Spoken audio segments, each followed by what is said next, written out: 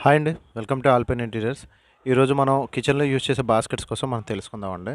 So, ఇక్కడ మీరు చూస్తున్నారు గదా! ఇవి వచ్చేసరికి మనకి టాండెమ్ బాస్కెట్స్ అంటారు. ఎక్కడైతే మనం కిచెన్ బాస్కెట్స్ పెడదాం అనుకుంటామో అక్కడ బాక్స్ తయారు చేసుకొని ఇటువంటి టాండెమ్స్ యూజ్ చేసుకోవాలి. రెగ్యులర్‌గా జనరల్‌గా అందరూ చేసేదేంటంటే మనం ఇంతకుముందు మన సైట్‌లో కూడా ఎస్ఎస్ బాస్కెట్స్ ఎక్కువ యూజ్ చేసేవాళ్ళం. ఎందుకంటే టాండెమ్స్ ఎక్కువ ఎక్స్‌పెన్సివ్ ఉండేది కాబట్టి. కానీ ఇప్పుడు ప్రెజెంట్ ఆ ప్రాబ్లమ్ అయితే లేదండి. ఎందుకంటే మనకి టాండెమ్స్ కూడా మనకి అవైలబిలిటీ కాస్ట్‌లోకి వస్తాయన్నమాట. అంటే ఆల్మోస్ట్ మనకి ఈ ఎస్ఎస్ బాస్కెట్స్ ఎంతైతే మనం స్పెండ్ చేయాలో అంత అంత స్పెండ్ చేస్తే మనకు సరిపోతుంది. ఎందుకంటే ఇవి వచ్చేది డైరెక్ట్‌గా ఇలా సాఫ్ట్ క్లోజ్ సెటప్ వస్తుందండి.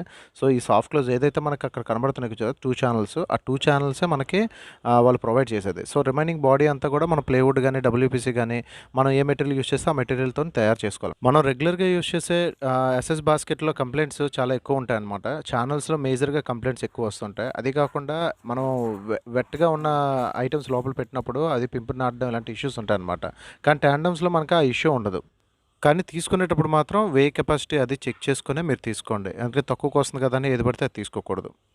ఈ వీడియో మీకు నచ్చుంటే లైక్ చేయండి, షేర్ చేయండి అండ్ నా ఛానల్ ఫాలో అవ్వండి. ఒకవేళ మీకు ఏదైనా ఇంటీరియర్ రిక్వైర్మెంట్ ఉన్నా, రెనోవేషన్ వర్క్స్ ఉన్నా నా నెంబర్‌కి కాంటాక్ట్ చేయండి. Thank you.